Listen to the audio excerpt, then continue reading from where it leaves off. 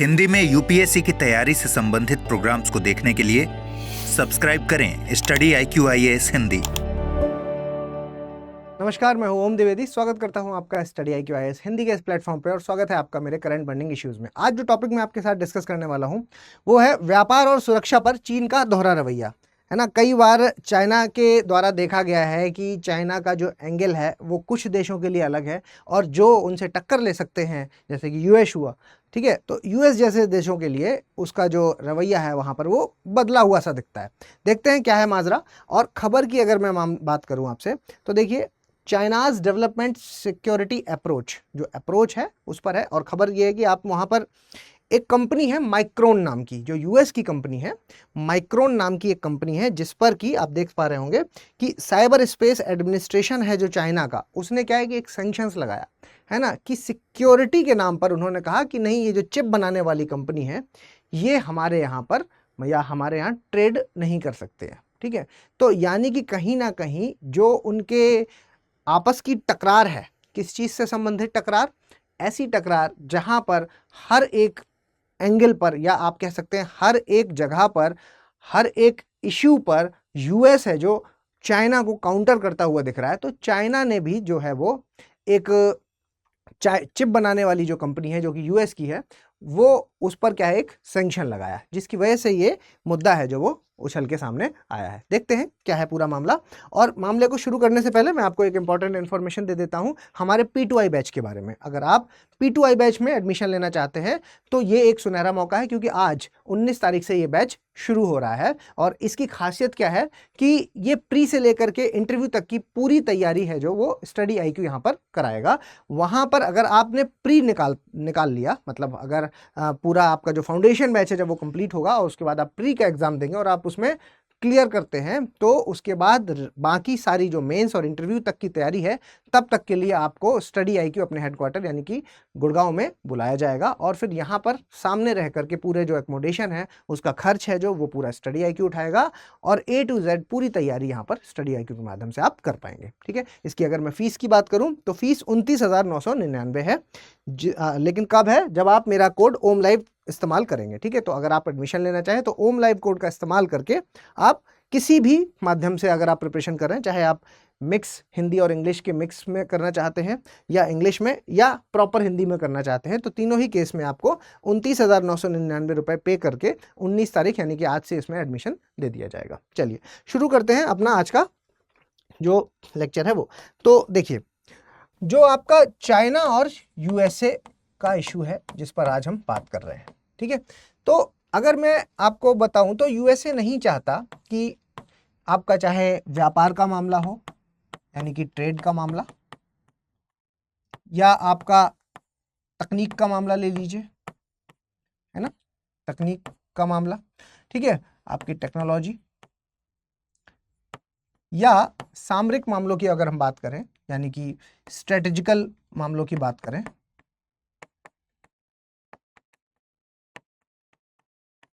तो किसी भी फील्ड में इनको काउंटर करना, मतलब चाइना को काउंटर करना आज एक जरूरत बन गई है, ठीक है। तो ये बात आप समझ पा रहे हैं कि ये एक तरह से जो चाइना को काउंटर करना है वो एक जरूरत की तरह से सामने आया, ठीक है।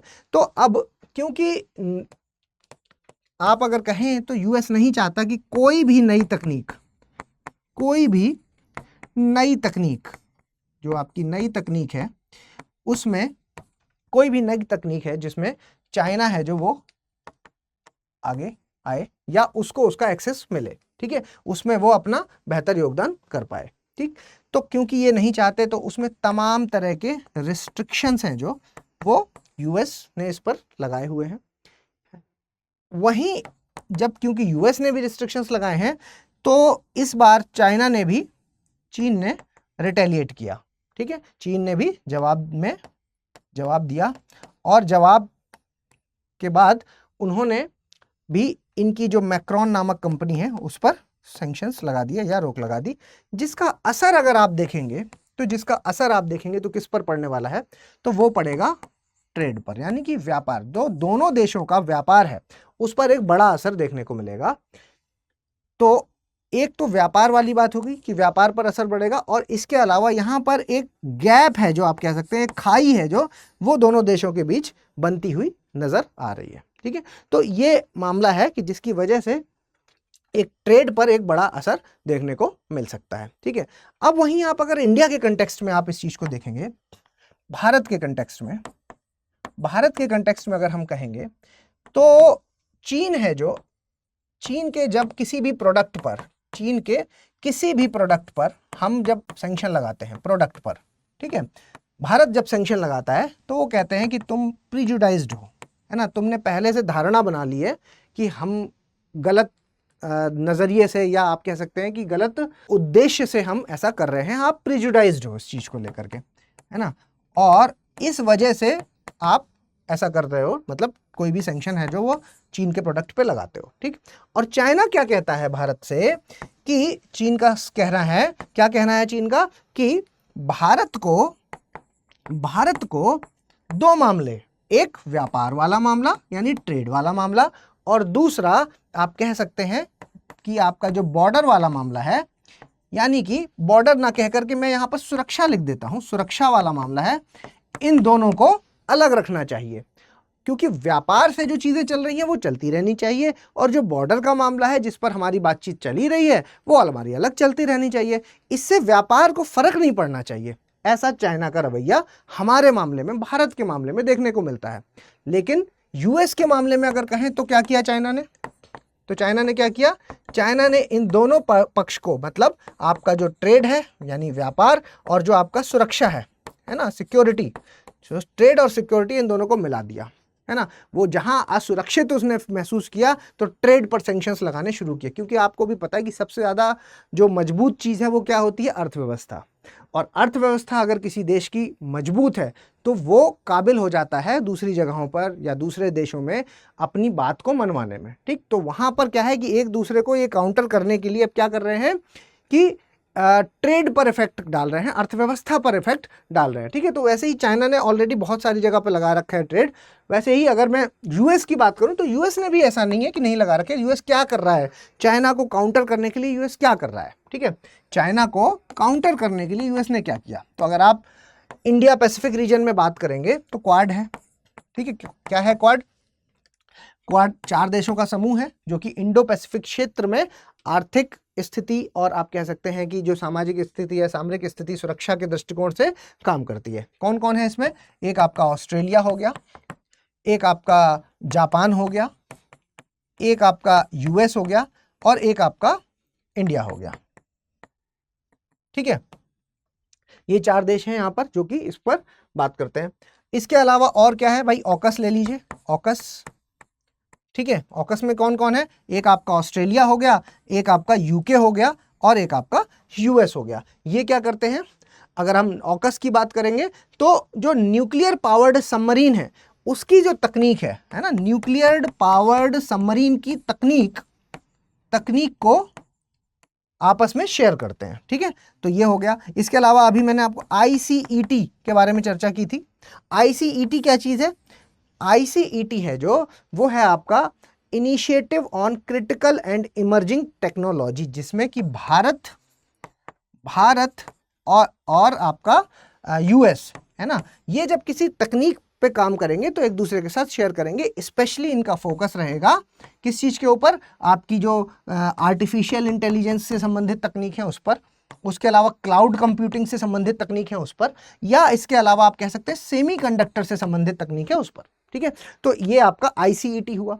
इसके अलावा यूएस, आप कह सकते हैं कि G7 जो कंट्रीज हैं, ये क्या कह रहे हैं, जो ये G7 कंट्रीज का जो ग्रुप है वो कह रहा है कि हम जो विकासशील देश हैं, है ना, विकासशील देश मतलब जो आपके डेवलपिंग कंट्रीज हैं वहां पर इंफ्रास्ट्रक्चर बनाएंगे, है ना, बुनियादी ढांचे बनाएंगे।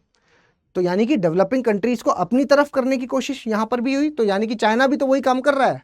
तो साथ में जवाबी कार्रवाई में ये लोग भी, G7 कंट्रीज भी एक ग्रुप बना करके सामने आए। उसके अलावा आपने देखा होगा कि यूएस ने, है ना, इसके अलावा आपने देखा होगा कि यूएस ने कहा कि हम अफ्रीका के जो देश हैं, अफ्रीका के देश हैं, उन पर भी इंडिविजुअल लेवल पर, अफ्रीका के देश ले लीजिए, या फिर आप विकासशील देश, डेवलपिंग देश भी लिख सकते हैं, ठीक है। तो जो अफ्रीका के देश हैं वहां पर इंडिविजुअल लेवल पर भी हम पैसा खर्च करेंगे, है ना, विकास के लिए उनके पैसा खर्च करेंगे। तो ये सारी पहल क्या कर रही हैं, ये कहीं ना कहीं चाइना को काउंटर करती हुई दिख रही हैं, ठीक है। तो ये सारा अब मामला, सवाल क्या उठता है, मेन क्वेश्चन क्या है, ठीक है। क्वेश्चन क्या है, देखो क्वेश्चन में बदलाव हो गया है। अभी तक क्या था कि भाई भारत है जो, उसका देश उसका दोस्त यूएसएसआर, या आप रशिया लिख लीजिए, है ना, रशिया, और जो यूएस है उससे भी भारत के अच्छे रिश्ते हैं। तो कैसे बैलेंस करेगा भारत, भारत कैसे बैलेंस करेगा, ये भारत के लिए एक सवाल कि भारत कैसे बैलेंस करेगा। अब ये सवाल में थोड़ा बदलाव आता हुआ दिख रहा है। अब क्या चैलेंज आ गया भारत का, भारत का जो चैलेंज आ गया है वो ये है कि भारत का दोस्त हुआ यूएसए, ठीक है, और भारत का एक दोस्त हुआ रशिया, और रशिया का जो एक दोस्त है वो है चाइना, रशिया का एक दोस्त है चाइना, और भारत का दुश्मन हुआ चाइना, और यूएसए का दुश्मन हुआ चाइना। लेकिन ये दोनों तो आपस में कट्टर दोस्त हैं, मतलब साइकिल देख रहे हैं आप, कोई किसी का दोस्त है, कोई किसी का दुश्मन है, ठीक है। तो किस तरीके से भारत इस जो समीकरण है वहां पर एक बैलेंस पैदा कर पाएगा, ठीक है। ये जो सवाल है वो अब बदल चुका है, यानी कि आप कह सकते हैं ये सवाल है जो वो उठ चुका है, ठीक है। तो ये है मामला जो आप को मेरे ख्याल से समझ आ चुका होगा, जो अभी चल रहा है, जो मेन सिनेरियो चल रहा है, जिसमें कि अप्रोच है जो वो बदली है चाइना ने, और चाइना ने जो अपनी अप्रोच बदली है उसमें उन्होंने क्या क्या अप्रोच लिया है कि अब वो ट्रेड यानी कि व्यापार और आपका जो सुरक्षा से जुड़े हुए मामले हैं उनको जोड़ता हुआ दिख रहा है, ठीक है। वहां पर दोनों को जोड़ता हुआ दिख रहा है। हालांकि अभी भी वो जो जैसे भारत जैसे देश हैं वहां पर उसका रवैया थोड़ा सा अलग होता है, लेकिन हाँ यूएस जैसे कंट्रीज में वहां पर उसका रवैया अलग देखने को मिलता है, ठीक है। तो मेरे ख्याल से ये इन्फॉर्मेशन आपको पसंद आई होगी, तो प्लीज़ लाइक, शेयर और सब्सक्राइब कर दीजिएगा। अगर आपको कुछ सजेशन देना हो तो प्लीज़ मुझे कमेंट बॉक्स में बताएं, या फिर आप मुझसे करंट अफेयर्स के लिए ओम द्विवेदी स्टडी IQ, ये मेरा टेलीग्राम चैनल है, ये मेरी टेलीग्राम की डिटेल्स हैं, वो @omdvedi007, इस पर आप मुझे पर्सनली मैसेज कर सकते हैं, और इस चैनल पर आप मुझे फॉलो कर सकते हैं। जल्दी मिलेंगे अपने अगले लेक्चर में, तब तक के लिए धन्यवाद। हिंदी में यूपीएससी की तैयारी से संबंधित प्रोग्राम्स को देखने के लिए सब्सक्राइब करें स्टडी IQ IAS हिंदी।